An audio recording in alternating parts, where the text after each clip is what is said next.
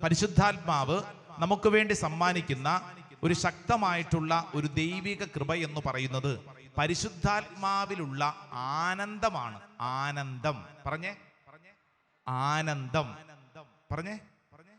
എന്തിലുള്ള ആനന്ദം? പരിശുദ്ധാത്മാവിലുള്ള ആനന്ദം. ഇത് വളരെ പ്രധാനപ്പെട്ട ഒരു കാര്യമാണ്. നമുക്ക് ഈ കാലഘട്ടത്തിൽ അത്യാവശ്യമായിട്ടുള്ള ഒരു മേഖലയാണ് ഏത്? പരിശുദ്ധാത്മാവിലുള്ള ആനന്ദം. സ്വരത്തിൽ പറഞ്ഞ ഹല്ലേലൂയ, ഹല്ലേലൂയ. നമുക്കൊരു വചനം പഠിക്കാം. അത് വിശുദ്ധ പൗലോസ്ലീഹ ഗലാത്യർക്ക് എഴുതിയ ലേഖനം 5-ാം അധ്യായം 22-ാം തിരുവചനം. Saint Paul's letter to Galatians chapter 5 verse 22.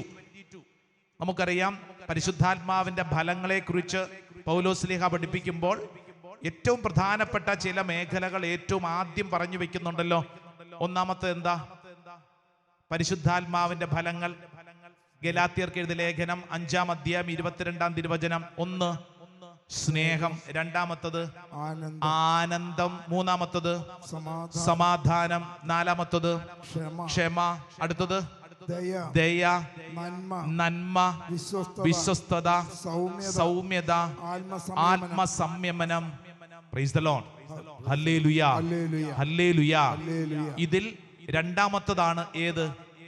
ആനന്ദം. ആനന്ദം. എന്തിലുള്ള ആനന്ദം? പരിശുദ്ധാത്മാവിലുള്ള ആനന്ദം. ഇത് പറയുന്ന എനിക്കും കേൾക്കുന്ന നിങ്ങൾക്കെല്ലാവർക്കും അത്യന്താപേക്ഷിതമായിട്ടുള്ള ഒരു കൃപയാണ്. ഏത്? ആനന്ദം.